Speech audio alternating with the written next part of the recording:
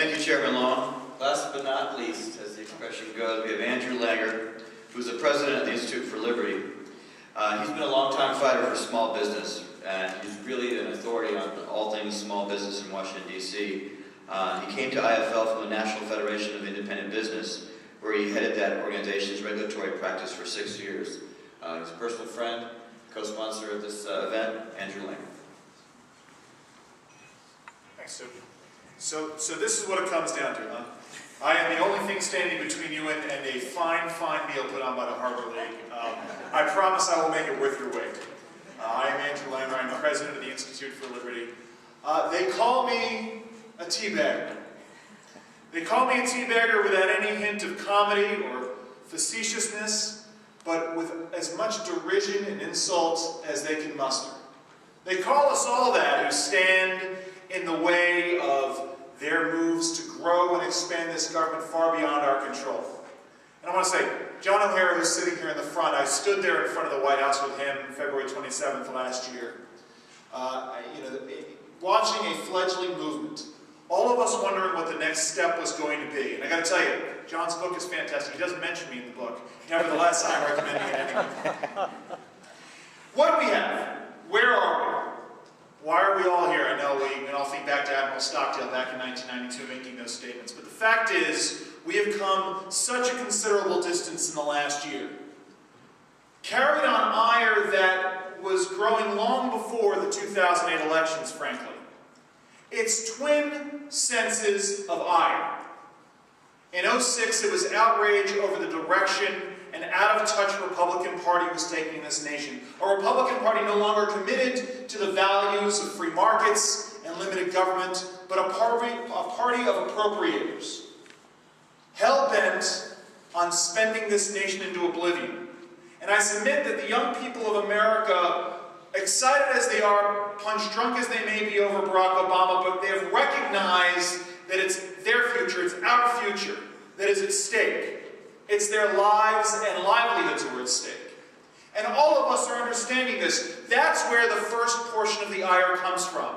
The direction this nation is going in.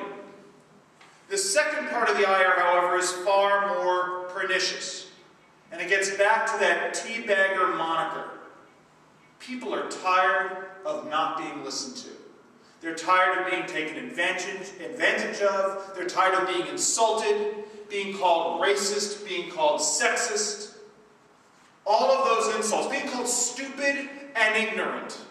Not a day goes by where I don't say something online, and one of my lefty friends, and I grew up here in New York, I went to the Fieldston School just up in Riverdale, where socialism is taught as a cherished way of life even still.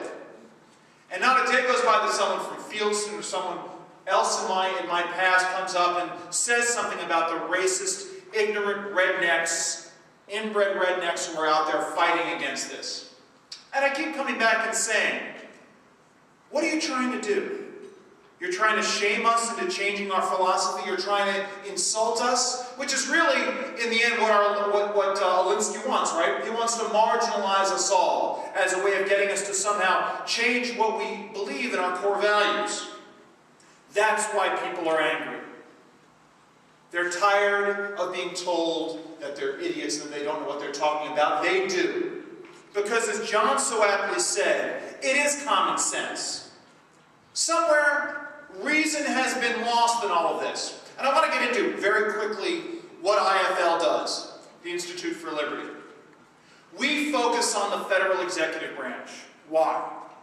Everybody else focuses on Congress. And rightly so, because that's the wellspring of a great many evils in Washington, D.C. But today, ladies and gentlemen, we can stop every bad thing from happening on Capitol Hill. Congress can pack up and go home.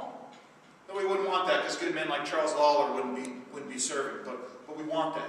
But Congress could go home. Charles could come to D.C. next year and say, I'm not going to pass anything. And we would still be left with $1 trillion regulatory state. The entire federal budget's only $3 trillion, right? That's an extra third tacked onto that it costs the American people. And this administration can do considerable damage to America still without Nancy Pelosi and Harry Reid's help at all.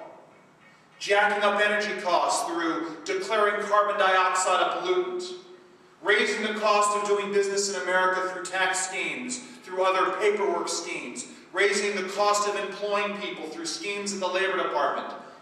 They want to raise the cost of building roads, even though we're spending billions of dollars, hundreds of billions of dollars in rebuilding our infrastructure as a way of somehow stimulating jobs. They want to jack up those costs as well. So what do? We take that ire that's out there in the public and we engage it.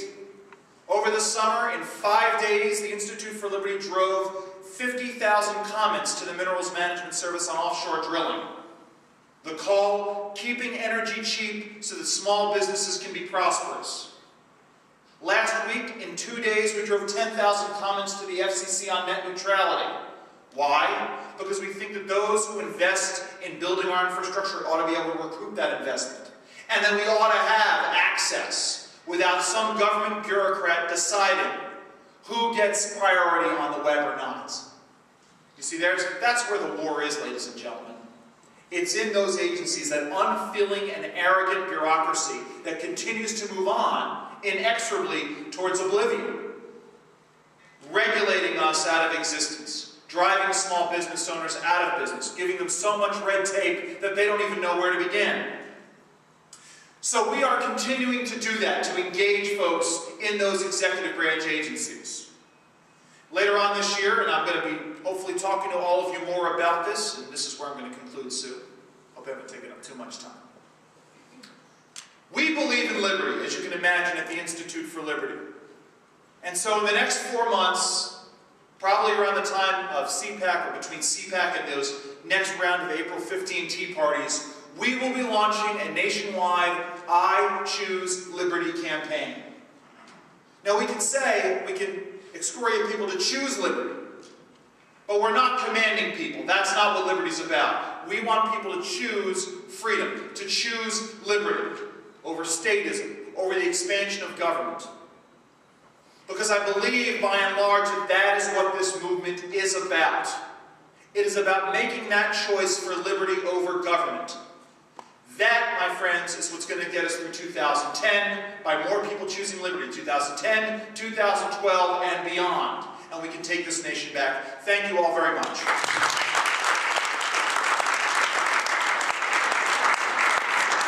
Paraphrase T.S. Eliot, we're going